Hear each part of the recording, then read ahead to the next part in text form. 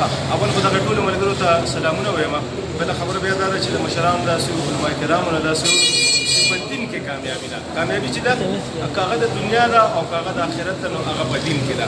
نو کوم انسان چې ځان کې دین راولي او د دین په لاره باندې چلیږي، د رسول صلی الله علیه وسلم په طریقو باندې خپل ژوند تېروي، نو دې کې هېڅ شک نشته دی چې هغه به د دنیا په ژوند کې چېرته ناکامه شي او په دنیا کې هم کامیابي او په آخرت کې هم کامیابي.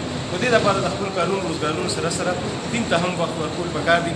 پوهانو سره، عالمانو سره، د تبلیغي حضراتو سره جوړ ساتل پکار دي. کوم ځای کې تعلیم کېږي، تعلیم حلقه کې ناسته پکار ده. که کش کېږي، هغه کش کې نصرت کول پکار دي.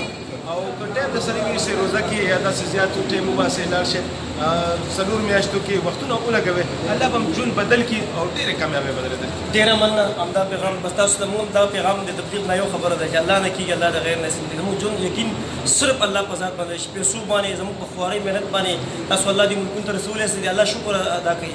ځینې خلک مختلف لارو باندې د مرګ په خطره کې اوس رسېدلي، هلته پکار د خپل وخت قیمتي کې تلاوت، ذکر او د تبلیغ والو لپاره موږ تاسو ته موږ لپاره انعامجي صاحب ته موږ خصوصي دعاګانو درخواست، تاسو مسافره سئ، بعض ملکونو کې هستئ او خپل وختونه قیمتي کې الله سبحانه وتعالی وکړي.